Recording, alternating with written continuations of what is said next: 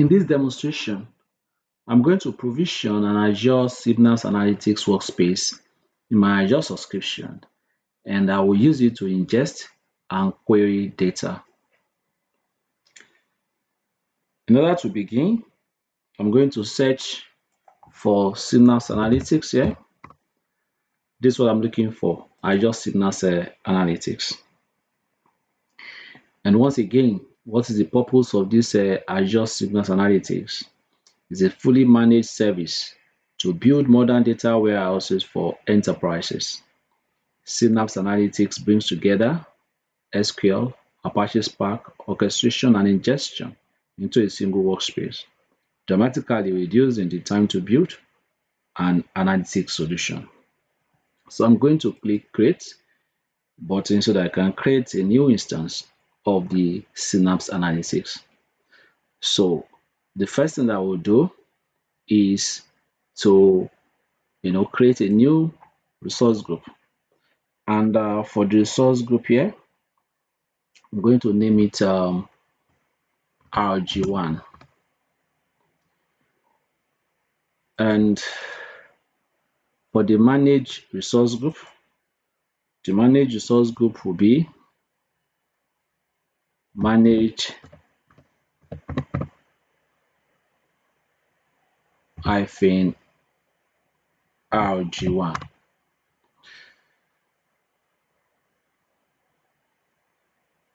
And I will now move to the workspace. In the workspace details, I'm going to name the workspace, assign it to a region, and so on. So the workspace name is going to be Delany Synapse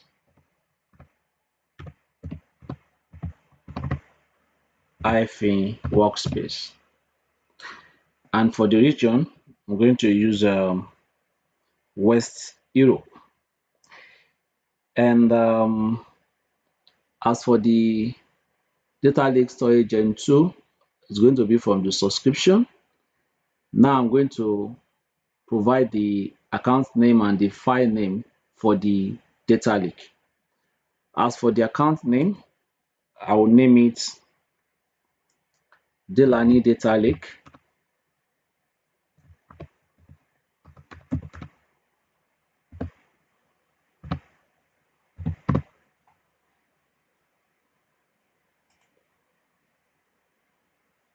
And for the file system, we're going to name it Delany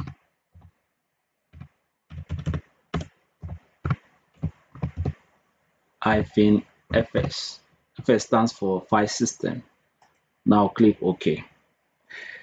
Now I will now click review so that I can review the information that I supplied. Then I will now click the create button.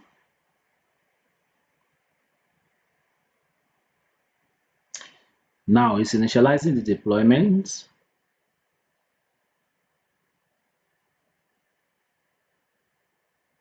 And now it's submitting the deployment into the resource group.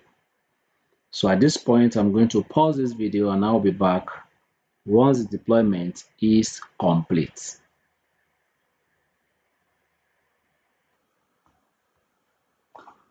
Now that the deployment is complete, I'm going to click this button that says go to resource group. This will take me to the RG1 resource group, where I'm going to see the list of resources that are deployed into this resource group. Do you remember that although I was trying to deploy Synapse workspace, I also deploy along the line a storage account. And this is the storage account, and this is the Synapse workspace. So I'm going to click on the Synapse workspace now. Yes, now that I'm in Synapse workspace, I'm going to go to this area that says Open Synapse Studio, because from here I can click this link to open the studio. So I'll click on it. This will now open the Synapse Studio in a new tab. So now that I'm in the studio, If I click here, it will expand this area so that I can see this information very well. Now, what I want to do now is to ingest data into the studio. Now, one of the key tasks that you can perform with Azure Signals Analytics is to define pipelines that transfer and, if necessary, transform data from a wide range of sources into your workspace for analysis. So, in the Signal Studio, in the home page where I am right now, I'm going to click on this ingest, and this will open a copy data tool. So I'm going to use this copy data tool to perform a one-time or scheduled data load from over 30 sources. So, but for this particular demonstration, I'm going to use it to load this data. This is a product.csv file. So this is what I'm going to ingest now into the workspace. So I'm going to copy this link now. Now go back to the workspace. Now, if you look at this area, it's talking about running it once or scheduling it. Now, if the data that I want to ingest is the kind of data that keep updating itself from that site, you can schedule it so that you can always go back maybe on a daily basis or hourly basis to be getting the new set of information. But for this particular scenario, I'm going to use run once now. Then I'll click next button. Now I'm going to select this type of the source. It's talking about the source. That is, where is the data coming from? So in the source type, I'm going to leave it all. Then I will click on the new connection and I'll go to generic protocol in the new connection. In the generic protocol now, I'm going to click this HTTP. Then I'll click continue. Now I'm going to label this. I'll call it Adventure Works Products.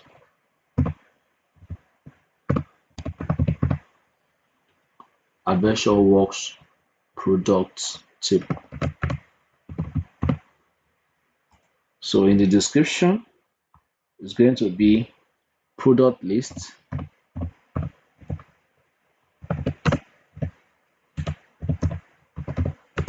via HTTP. Then in the connect via integration runtime, I'm going to leave it this way. Now, for the base URL, I'm going to paste that URL that I copied. And for the server certification validation, I'm going to leave it enabled. And under the authentication type, I'm going to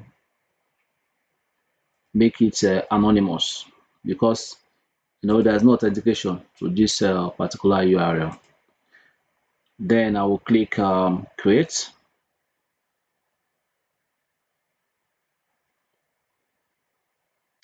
Now that I've created the source of the data, now here it's talking about a relative URL. I'm going to leave it blank. Also under the request method, I'm also going to leave it like this.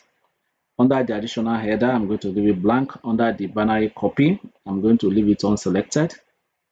Under the request timeout, I'm going to leave it blank.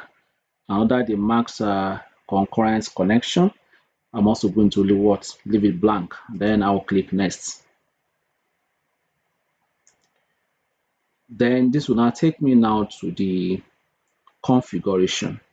Now in the configuration, this is where I will select the file format settings for the data that I'm trying to get.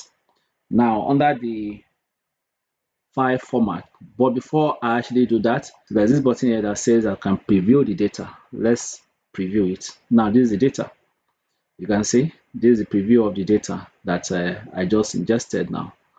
Now for the file format, I'm going to set the file format to be delimited text, and under the column delimiter is going to be comma. Why is it comma? Because if you look at this place, is what is already comma. So we use comma to separate one column from another column, and that's why we're able to identify the column.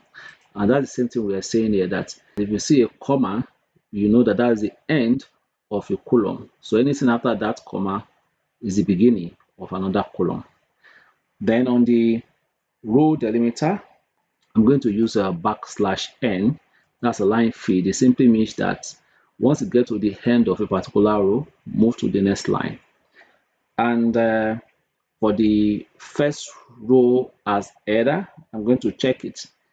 The purpose of it is to make the first row here as the header. And as you can see, it's actually the header: product ID, product name, category, and list price. So if I do not check this, it will not make it an header. It would make it as a just ordinary data.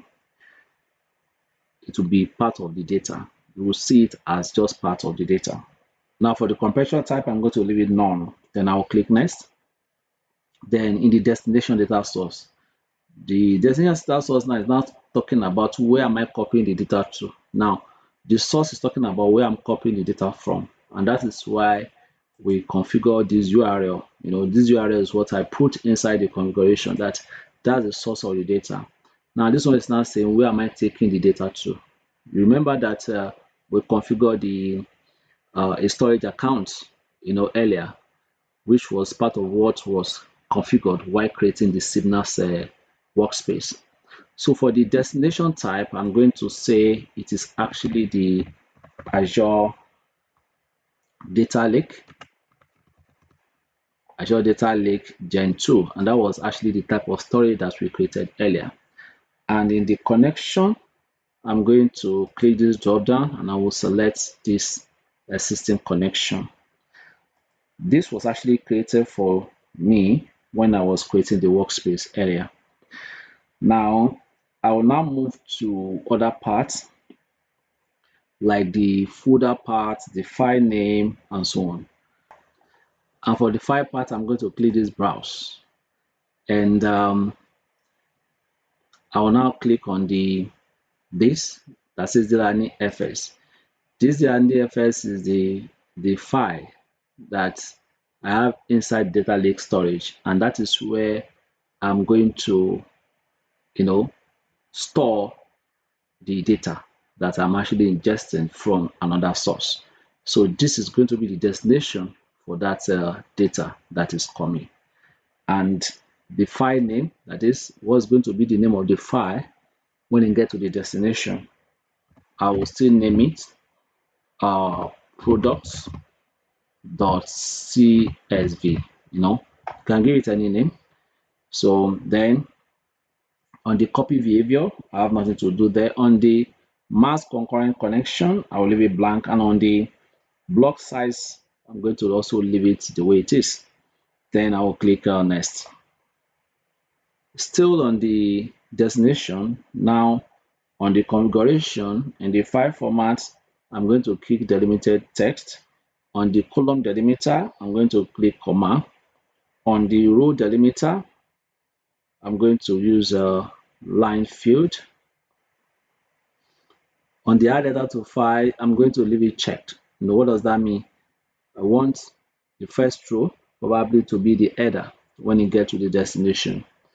And on the compression type, is going to be none. And on the max row per file, I'll leave it blank. And on the file name prefix, I will also leave it blank. Then I will select next. Now, this is the settings.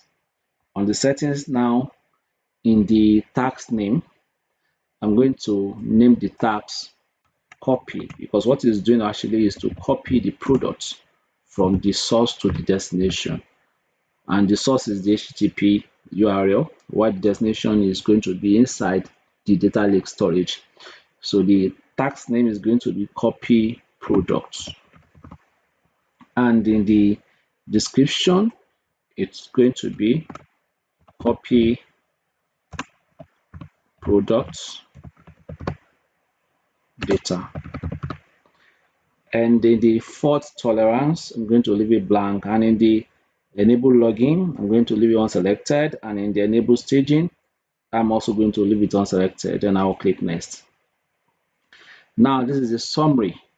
This is a summary of the entire stuff that I just configured. So I'm going to click next again. Now, what is happening is that it's deploying the whole data now. So to copy the data from where? from the HTTP, that is this location, and it's going to send it where? It's going to send it to the Azure Data Lake Storage Gen 2. And that is what is happening right now. So it's running the pipeline presently. I think it's actually ready. Yes, it's ready. So the data should be in the data lake Gen 2 now. So now I will click finish.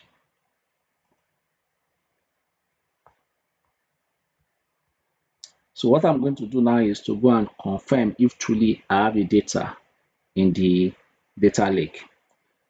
To do that, I'll go to the monitor. Then in the monitor, I'm supposed to see the pipeline that I just finished running, and that's the copy product. That's the task. So all the tasks, if I have multiple tasks, all of them will appear here. Next now is for me to click on the data. Now on the data page, I'm going to select the linked tab.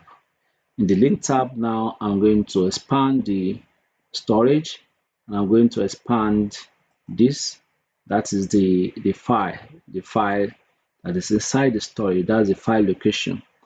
Now I'm supposed to see my file here.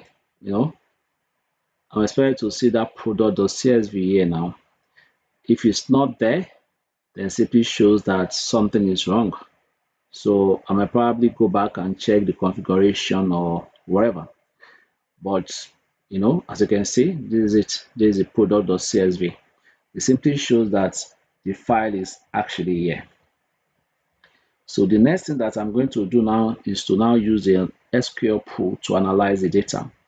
Now that I've ingested some data into the workspace, I can now use the synapse analytics to query and analyze it. Now, one of the common ways to query data is to use SQL, and in synapse analytics, you can use a SQL pool to run your SQL code. So how can I achieve this? In the Synapse Studio, I'm going to right click on this. I'm going to say new SQL script, select top 100. Then I'm going to click on that.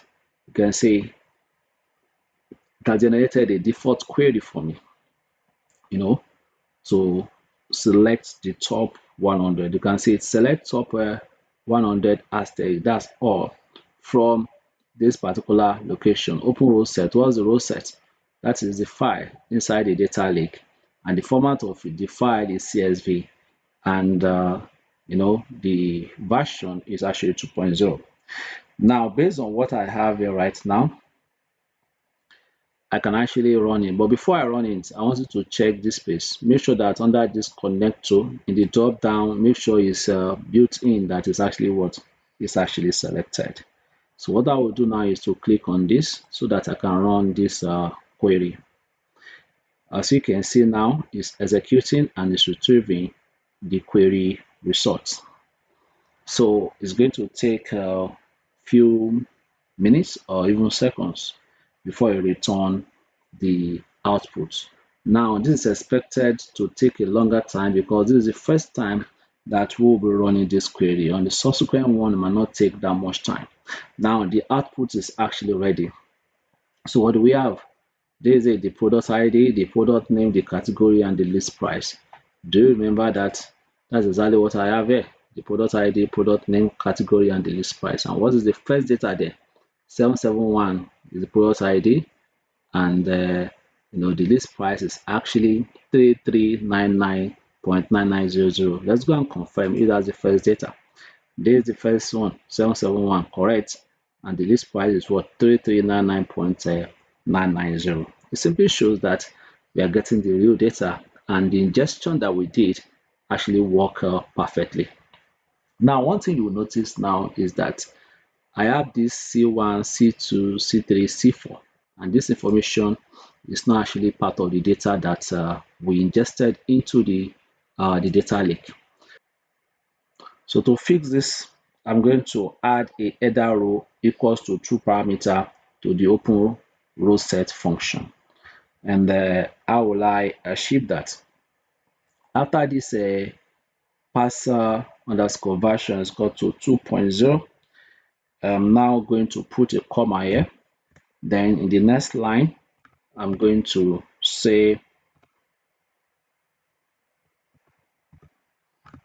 header, yes, header row equals to what? The true. Now, I will now run the script again. As you can see, those C1, C2, C3, C4, they've disappeared because I've specified that I want the real header. Now, this information that you are seeing here, I can actually have the information in another form. For example, I can have this information to be given to me based on category. For example, I can have the categories and count the number of products per category. It's just a way of me redirecting the kind of information that I actually have. So how can I achieve that? All I need to do is to come to this place and adjust the query. So to do that, I will come in, I will. So what I will do now is to clear this and I'll select first this, and that is what the category,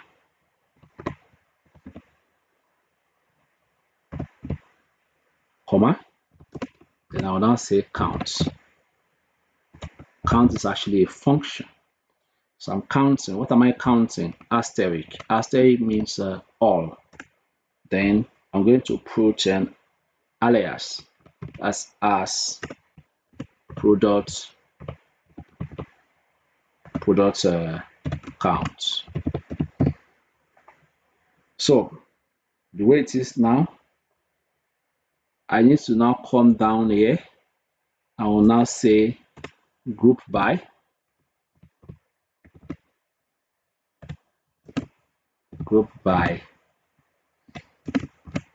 category.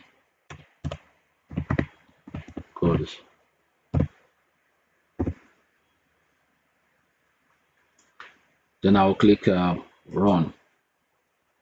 You see, I now have it. This is the first category. How many products? 3. This is another category. How many products? 1. So you can see the way I'm now analyzing the data now. The data was in CSV where I copied it from this URL, right? That's where we ingested the data from. Now, the data is now in the data lake. It's also CSV file in data lake. But now, through the help of Synapse Analytics, I can now use SQL to what? To query the data. Now, what I'm going to do now is that I'll move to the properties there. This script now, I want to label it. So what I will do is to change the name to something else instead of SQL script 1. So I will change it to count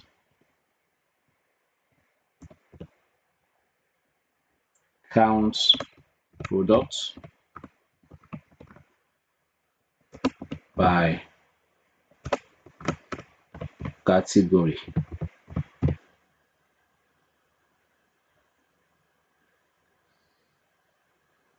Then I'll click publish. So it's now publishing the code now. So the purpose is to save this script. Now I'm going to close this count product by category script pane. Now go back to this left side of the Signal Studio. Then I'm going to select develop. And in the develop, you'll see the script that will save count product by what? By category. If I select this now, I'm going to see the same script that I saved there. And I can run this script once again just to see the output.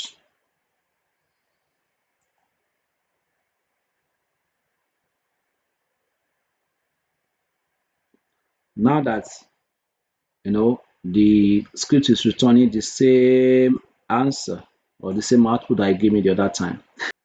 So the reason why it's giving me in this form is because I say I want it in a table. That's the default anyway. Now I can click on the chart. This will allow me to have it in form of what? In form of charts. Now that I have in form of charts, is what is giving me does not really make sense, right? But I can now use this chart, legend to rearrange it. For example, in the chart type, I'm going to make it a column. You can see it has what? Rearranged. It has rearranged it somehow, right? Then on the category column, I'm going to select what? Category. You can see now. Then on the legend series column, I'm going to use what? Product count. Then on the legend position is going to be bottom center. This is it. And on the legend label, I'm going to leave it blank. On the legend minimum value, I'm going to leave it blank. And on the legend maximum value, it's also going to be blank. And on the category label, is going to be blank as well. You can see the charts right now. This is the result of this what, or this query, and the result of what, the chart here, and as well as the result of the legend that I actually adjusted here. While SQL is a common language for querying structured data sets, many data analysts find languages like Python useful to explore and prepare data for analysis. In Azure Synapse Analytics, you can run Python and other code in a Spark Pro, which uses a distributed data processing engine based on a Apache Spark. So in the Synapse Studio, I'm going to select Manage, and in the Manage, I will now select Apache Spark Pro. In the Apache Spark Pro, I will now click on the New to create a new one. And in the Apache Spark Pro name, I will name it Spark. Then in the node size family, I'm going to name it Memory Optimized. In the node size, it's going to be small, 4 core. And in the auto scale, I'm going to leave it enable. And in the number of nodes, I'm going to leave it 3 to 3. So what is actually happening here is that I'm supplying information that will allow me to create a new Spark pool. It is now inside this Spark pool now that I'll be able to run my, Python script that will allow me to analyze the data.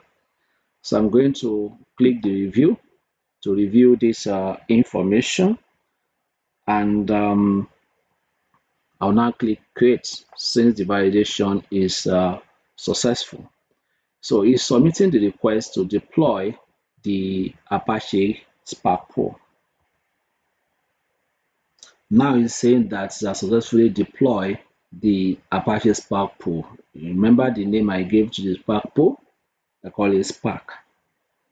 Now that the Spark Pool has been deployed, in the Signal Studio on the data page,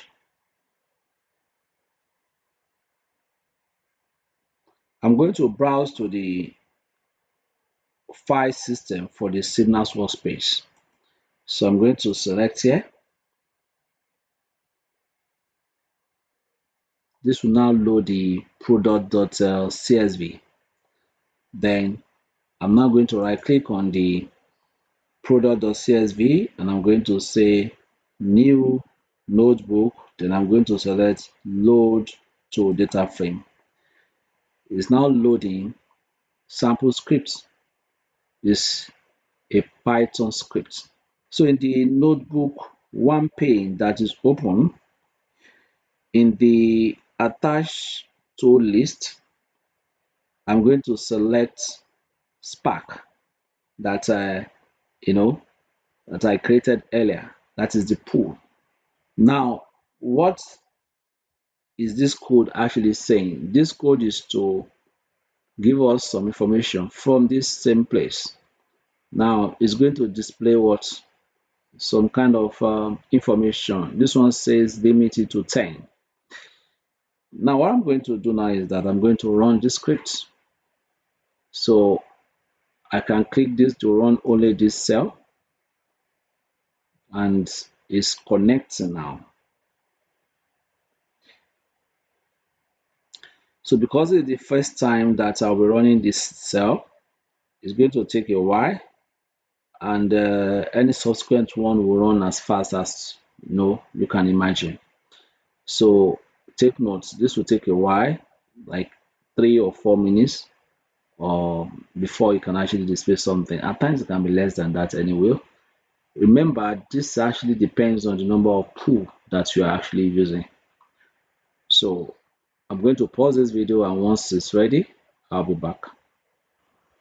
And here is it. So after 4 minutes 2 seconds, you actually return the results. Do you see again? This is the same data. Product ID, product name, category, and this price. Now the same thing that we noticed the other time is also happening here. This C0, C1, C2, C3 is also showing here. So what can we do now to erase this? It is this header. If you look at it, it is actually commented. So I will remove the comment. That is to say I want to return the header. Now, if I run this query again now, it's going to remove this column. So I will try it again.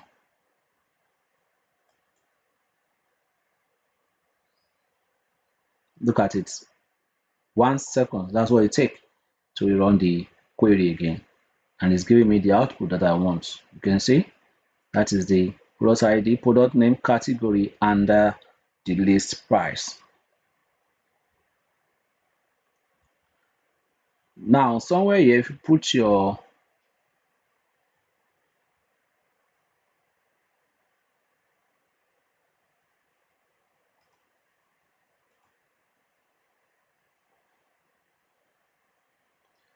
now if I put my cursor somewhere here, I will see this plus code. It simply means that I can add a new code. So I'm going to type this query here, df underscore count is equal to df dot group. That's a group by. So what am I grouping it by? I'm going to group it by df dot category. This is actually a Python script that I'm typing now. Then dot count. Count is a function. Then I will now say display. What's it going to display? Display for me df underscore count, which is this value. So what I'm saying here is that I have a variable declare, and I say the variable name is df underscore count, and its value is going to be what? The group by of this, which means that the group by is on what? On the category column, which is on this one. It's also going to what? It's also going to count based on that category. So let me run this now.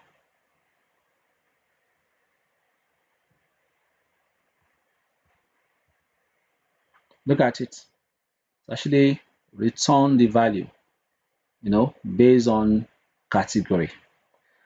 And if you look at it, it's in table, right? If I click on chart, it's going to display this information in form of what? In form of charts.